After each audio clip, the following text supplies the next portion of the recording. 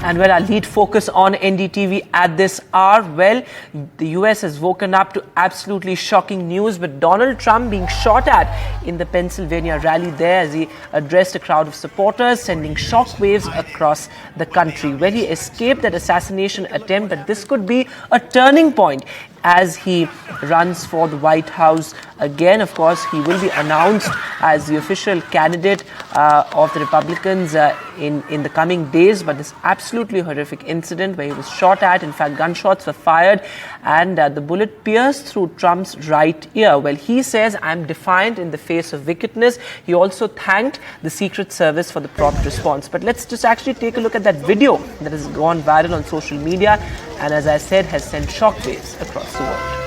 If you want to really see something that's said, take a look at what happened. Oh.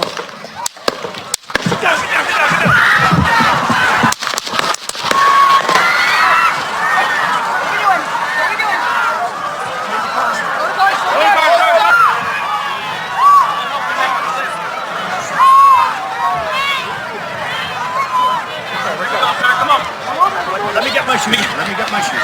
I got you, sir. I got you, sir. Let me get my shoes, sir. Hold that in your head. It's bloody. So we got to move to the bus.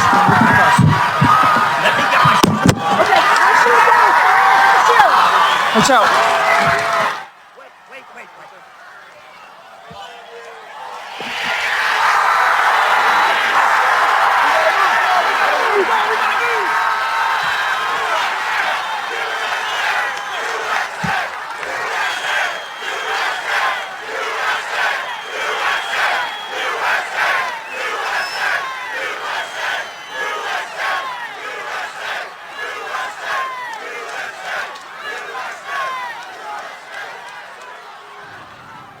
Absolutely shocking there. But Nick Harper is now joining us live from Washington, D.C. Nick, thanks very much for being with us at this hour. What is the actual feeling there in Washington? Because it's absolutely shocking. This video has sent shockwaves and the US has now woken up. But what is the feeling there in US, which of course, we've seen gun violence in the States earlier as well. But this was absolutely unprecedented, this attack on the ex-president. You're right, it's absolutely shocking, and America is waking up to those images. That video, I think, will live on in historical memory. It will be the moment that I think will, in many ways, capture this entire presidential campaign. You used the word a moment ago, turning point. I think that's where we're at. This is where this presidential campaign could potentially turn in Donald Trump's favor at a moment when we are seeing the Republican Party uniting like they've never before united behind Donald Trump. He will, in a few days' time in Milwaukee, Wisconsin, be formally nominated as the party's nominee for the presidential election in November.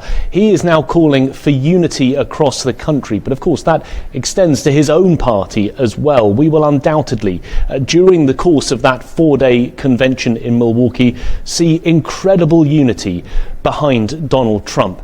And in many ways, I think it is a case that there are incredible questions as to how all of this could have happened. Bear in mind that the last assassination attempt on a sitting president or a presidential candidate was back in 1981. That's 43 years ago. At the time, it was Ronald Reagan who was in office when there was an assassination attempt on his life here in Washington, D.C. But for this to happen, it is sending shockwaves through the United States, through the voting public, but also raising huge questions as to how the Secret Service could have dropped the ball and let this happen. Absolutely, and we'll come to the politics of it as well. As you say, this video could, in a sense, define the 2024 mandate for the United States of America. But break it down for us. What really happened? Because larger questions also being raised as to how the shooter managed to evade Trump's security, the Secret Service. The FBI, of course, has now confirmed the assassination bid, but they say the motive is unclear. But break it down for us, the timeline of events, as they unfolded in Pennsylvania. That's right. The motive is unclear. What we know so far in terms of the shooter, he is a 20-year-old called Thomas Matthew Crooks from the Bethel Park area of Pennsylvania, so not far from where this shooting took place. We're told that he was also a registered Republican, but the FBI tried to determine that motive. The shooting all unfolding quite quickly after Donald Trump took to the stage. He himself, the gunman, was positioned about 200 meters away on a rooftop overlooking that open area where Donald Trump was speaking, and was able to fire from the left of the stage, fire towards Donald Trump. Donald Trump saying that he was hit in the right ear, the upper part of his right ear, those bullets going past him and hitting one of the Trump supporters in the bandstands behind, one of them killed, two of them critically injured. And as we saw from that video, we could hear the shots. Those are the shots from the gunman, but also from the Secret Service responding to the shooting and killing the gunman. The Secret Service acted very quickly, pouncing on the president and taking him to safety. But it is that question as to how it could have happened, because this would have been a secure area. The FBI, the Secret Service, would have swept the area ahead of this to ensure that no incident of this kind were to happen. So now they're saying a full investigation is underway. The FBI, Homeland Security, and the Secret Service looking at how it all unfolded. That's right. And, Nick, also give us a sense of the weapon that was used, one of the most brutal rifles ever made. And that perhaps was the reason why this kind of an assault was unleashed. Give us a sense of that weapon as well. Yeah, an AR-15 is the weapon of choice we're being told that this gunman used. It is an assault rifle. It is a heavy-duty rifle essentially used by the military here in the United States. But there is also the opportunity for people across America to legally buy these firearms. It is a firearm that the Democrats have been calling for to be banned, to be taken off of the shelves.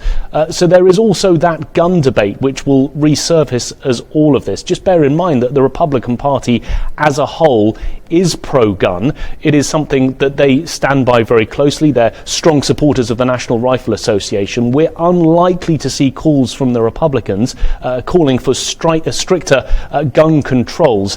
Instead, I think it'll be a question as to looking at the motivations of this shooter, this 20-year-old man from Pennsylvania, and to find out if there were any reasons as to why he had this gun, whether he owned it illegally, whether there were mental health issues connected with all of this. But that will be something that I guess will come out as part of this FBI investigation. You made an interesting point there, Nick, that this will in a sense reignite the whole debate around gun violence, around gun laws, which of course has been an extremely contentious issue as far as the US is concerned. In fact, Donald Trump interestingly and ironically has promised to undo the restrictions on guns that were brought in by the Biden administration. So how do you see that debate sort of taking shape?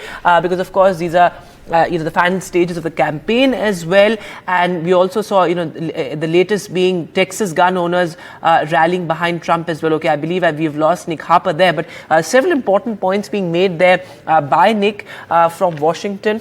In fact, he also said that the FBI, of course, is getting leads as far as the investigation is concerned. The motive of the shooting still unclear. But let's take a look at all the reactions, in fact, that have come in.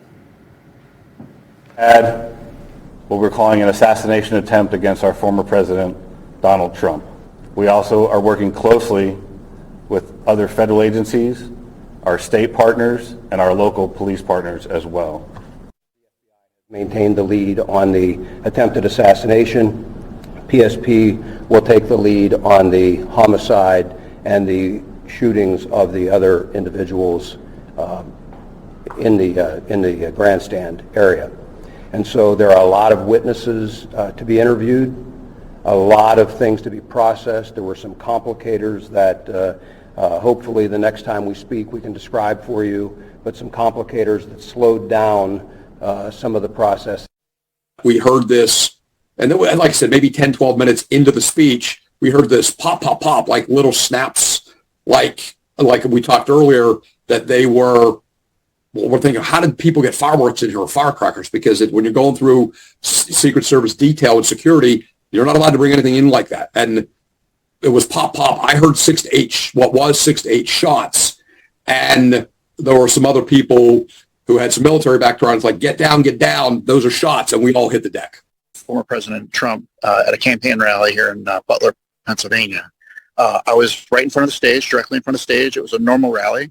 I've done it hundreds of times, and over my left shoulder, I heard several pops, and I knew immediately it was gunfire. I looked at the stage, and I saw the Secret Service agents rushing to President Trump. From that moment, I ran to the stage, and I started photographing the agents on top of them. And then off to my right, I saw the Secret Service counter-assault team arrive. And then I ran to the other side of the stage, and they picked President Trump up. And then as he's walking down the ramp, he started fist bumping to the crowd and waving. I did notice he had blood coming down his face, as you can see in the photos. The agents took him down the ramp, and they put him into an SUV. And again, as he was getting into the SUV, he also started pumping his fist again. More like what we heard. The bullets rattling around the grandstand. One hit the speaker tower, and then chaos broke. We hit the ground, and the police converged to the grandstands. The first thing I heard was a couple of cracks. Then I saw a hydraulic line. One of the speakers looked like it got hit. Then I heard, like Chris said, a couple of bullets rattling around. And then we hit the deck, and once the authorities converged, we assisted with the two patients that may have gotten shot up in the grandstand, and we cleared a path for getting them out of the way. And it's just a sad day for America. In fact, world leaders have condemned it. In fact, leaders within the US also have come out and condemned this absolutely shocking incident. President Joe Biden says this violence is sick and the country must unite against violence. There's no place for violence in a democracy. In fact, other leaders, including former President Barack Obama and Vice President Kamala Harris, have also reacted. Take a look at what President Biden had to say. He's with his doctors. Apparently he's doing well. I plan on talking to them shortly, I hope, when I get back to the telephone. Look, there's no place in America for this kind of violence. It's sick. It's sick. It's one of the reasons why we have to unite this country. We cannot allow for this to be happening. We cannot be like this. We cannot condone this.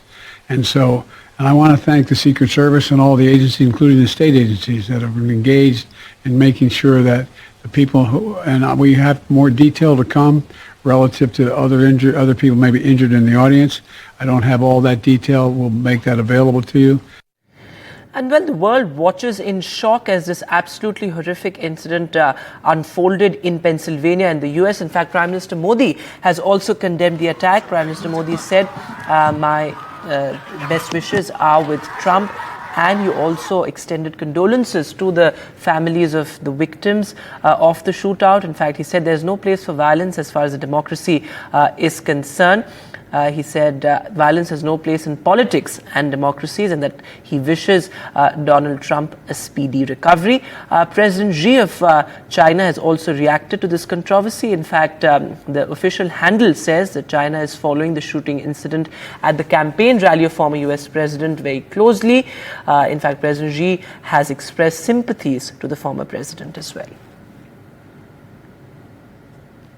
Замах на життя Дональда Трампа – жахливий злочин, який можна тільки засуджувати і який демонструє, наскільки серйозні виклики глобально зараз перед демократією. Насильство в жодній формі і ніде абсолютно не повинно взяти гору. Я впевнений, Америка гідно пройде цей виклик. Я бажаю якнайшвидшого відновлення пану Трампу, сил, підтримки усім, хто постраждав. Хай кожен злий умисел зазнає невдач. І хай усі, хто може повертати безпеку, дійсно роблять це. כולנו צפינו בזעזוע אתמול לניסיון ההתנקשות הנפשע בנשיא לשעבר דונלד טראמפ, מועמד לנשיאות בארצות הברית. זה לא רק פשע נפשע, זה גם ניסיון להתנקש בדמוקרטיה האמריקנית. לשמחתנו טראמפ ניצל בנס, הוא מחלים עכשיו נראה שהוא חזר לאיתנו. אני מבקש לשלוח לו בשמי, בשם רעייתי שרה, בשם שרי ממשלת ישראל ובשם עם ישראל כולו, את איחולנו להחלמה מהירה וחזרה לאיתנות מלאה. So absolutely shocking there. The world stunned as Trump was shot at. This remains our top focus on NDTV. More on this on the other side. For now, a short break.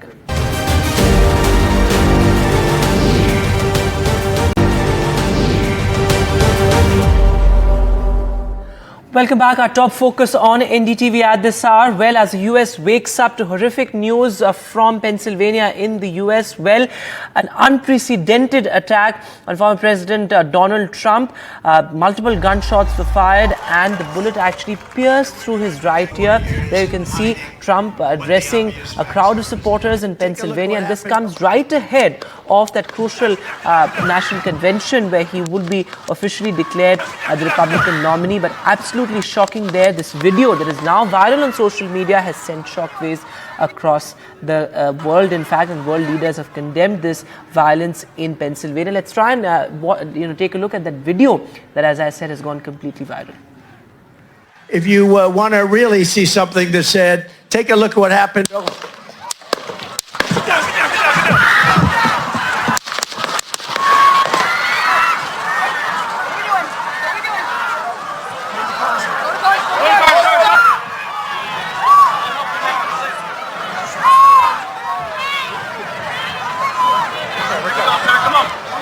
Let me get my shoes.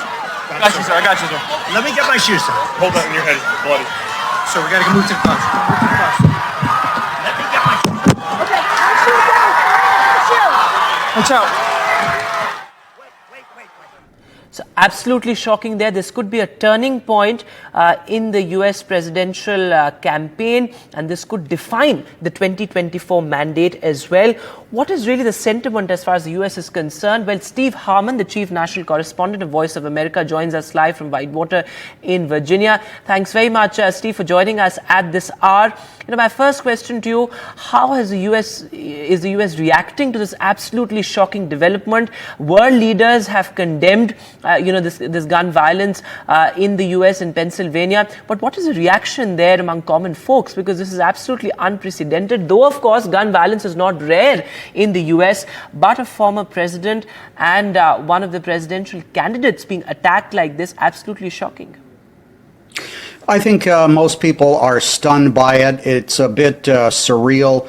There's a lot of people who have no living memory of the assassination of John F. Kennedy, who was president, or Kennedy's brother, Robert F. Kennedy, 1968, who was gunned down as a leading Democratic Party presidential candidate.